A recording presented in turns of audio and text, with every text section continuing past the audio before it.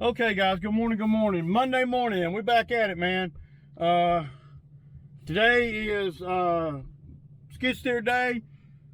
Now, this job's not going to pay as much as the other one, but it's not nearly as far.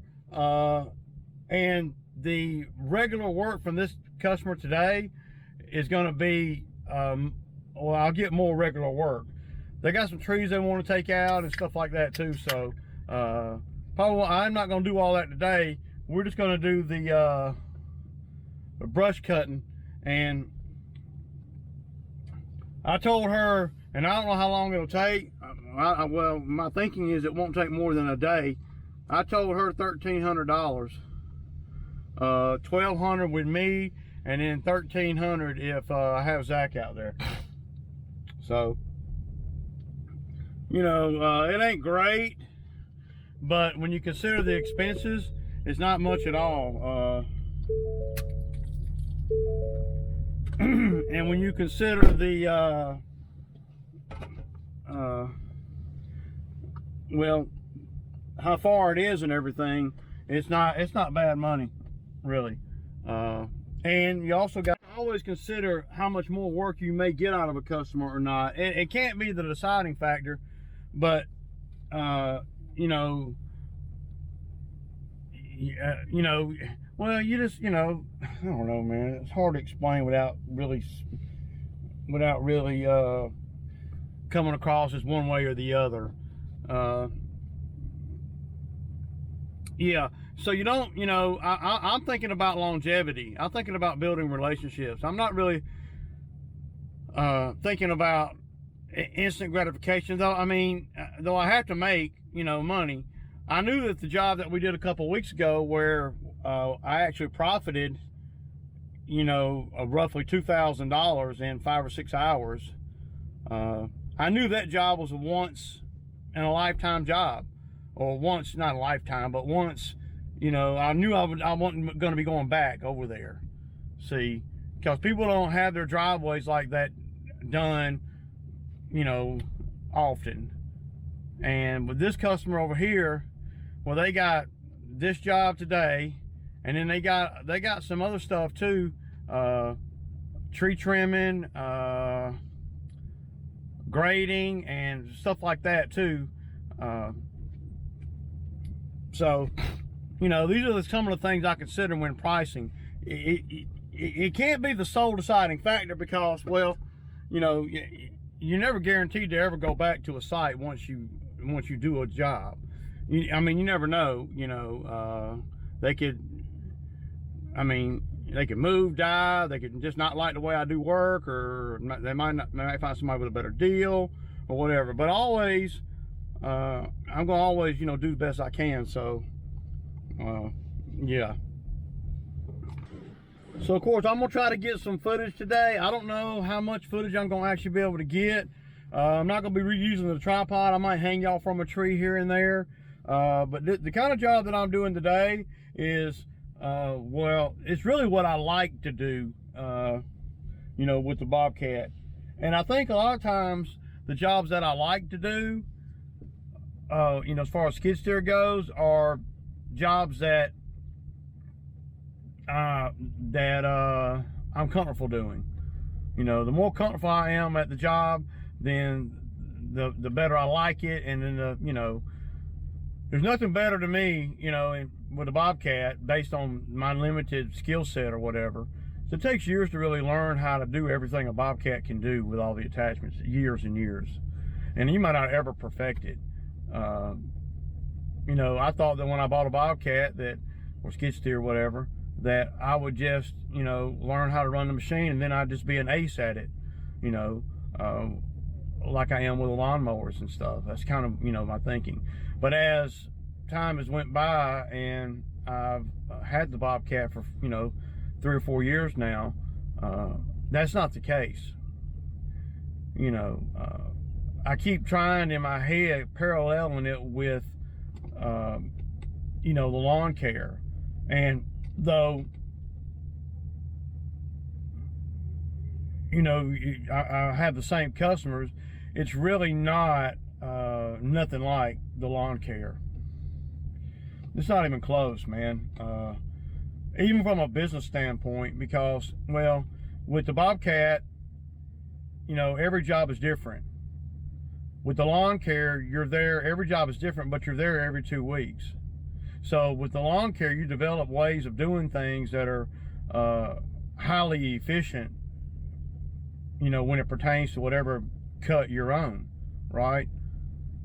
But when you do Bobcat work, well, it's never exactly the same, and you don't go back and do the same job over and over and over and over again. So there's and there's not, you know, with lawnmowers you worry about, you know, slinging rock into a building or a window, or, you know, you worry about, you know, throwing a little grass in the beds and all. Well, with the Bobcat, you worry about, you know, damaging property. I'm talking about damaging it. Houses, cars, windows, everything. I'm talking about demolishing stuff. If you don't watch out what you're doing, you can really wreak havoc. So, you know, that's been one of the biggest things.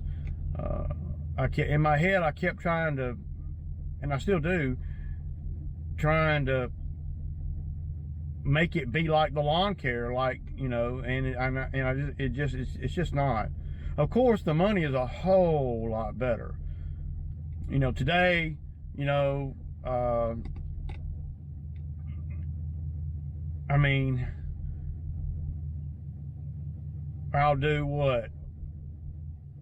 Well, at least $1,300. I know that, at least. And maybe set up for some more work, or maybe go back tomorrow and do another $1,300 or $1,400. Okay, guys. So we had to jump off the Bobcat, so I'm afraid to turn it off right yet. It ain't been running long. But you see that guideline right there, Zach? See the telephone pole? Yeah. See the 2 guidelines coming down? Yeah. I'm gonna run up in there with a brush cutter. I'm gonna go right up in here. I'm gonna hook the brush cutter up, go right up in here, and then whatever I can't get, you'll have to get with the yeah. Yeah, I think they need more rock in here, dude, really. If we got time at the end of the day, we might grab some of these rock off the backside and put in there, you know. That whole area needs to be rock for it to, you know. So, okay, y'all, so I'm gonna go on and brush cut this area right here. I'm gonna put it on time lapse, and then Zach's gonna get around them guide wires, so.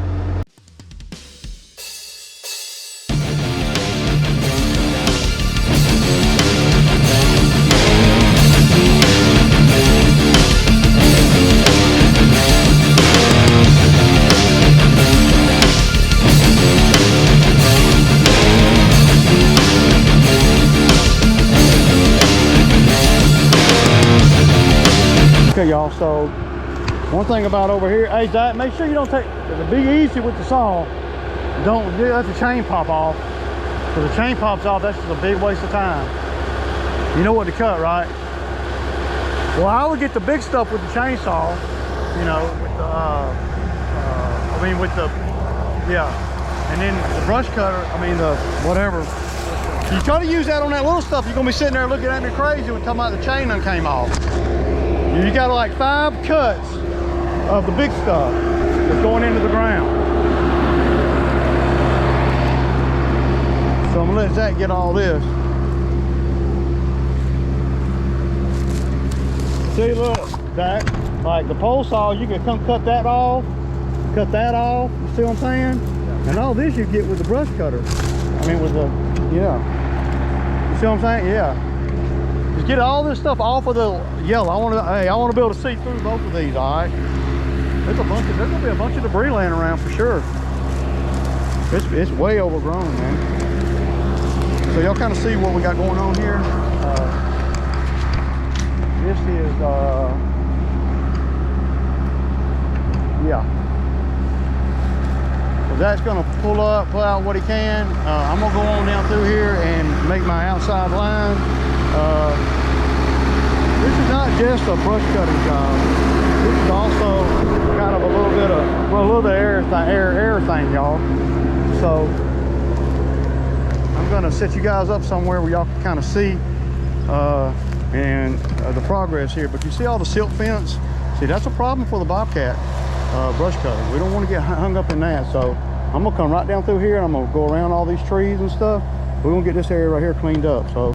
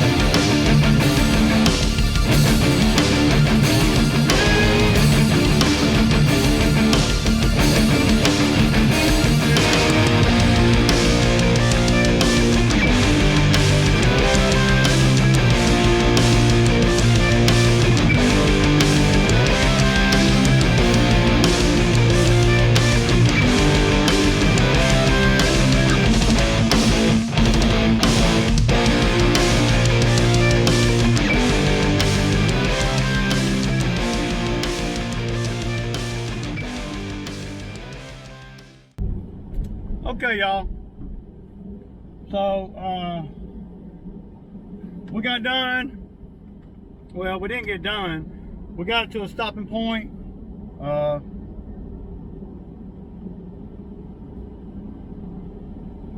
And you know, I could have stayed longer, but I didn't see where that was going to benefit us. You know, I've been running the machine hardcore, man. The machine got ran hard today, real hard, and if Bobby came through. I'm gonna have to replace the battery, but we got another half a day over there, and that's what they were thinking. You know, well, when I bidded it, I told her about a day and a half, and you know, she said, and then today when I called her out there when I was ready, we was at a good stopping point, and I was like, well, I got to come back tomorrow no matter what. So a couple things are gonna have to happen, you know, that are outside the box. Well, we had some issues today. Number one issue was the battery on the Bobcat. Okay, I got to replace the battery. It runs fine once it starts. There's no problem starting. It jumps right off. So that's got to happen. And then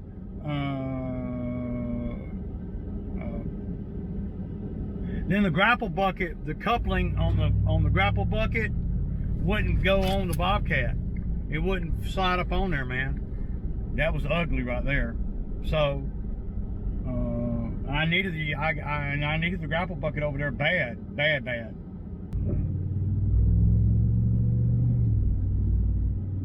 Without the grapple bucket over there, we ain't doing so hot. You know, so the first time that's ever happened, so I got 100 and, well, the fitting and the end piece for the Bobcat, and I got it all. I mean, it's all about the timing. You know, when I saw that we couldn't push it onto the grapple bucket, I was like, oh my God, man, we in trouble. You know, I mean, so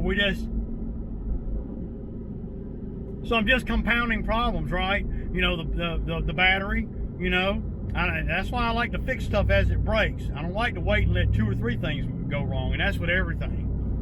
If the wash machine goes out in my house, I want to get it fixed or replaced ASAP before the hot water heater goes out and before the dryer goes out or something else comes up. And the same thing with the Bobcat. You know, I guess on Saturday I should have replaced the battery in the Bobcat on Saturday. Let me get this guy's number. He's got a forestry mulcher, and that's exactly what they need over there to wrap this job up. I'll kick back with y'all. Yeah, I'm sorry about that, y'all. I stopped by dude's house here. He's got a forestry mulcher, and he was out with the forestry mulcher in his front yard, and he does a lot of different. I was talking to him, man, and that's a good contact to have right there. He does a lot of different stuff. He's been, you know, in the Bobcat skid steer game for over 30 years, so he may know of some, you know, some things that I can do to make money with my machine, or buy another machine or whatever. It's always good to talk to people that are in the same business as you, or that know more than you, you know. And it don't take much in the Bobcat game to know more than me. You know, I'm learning. I'm a work in progress.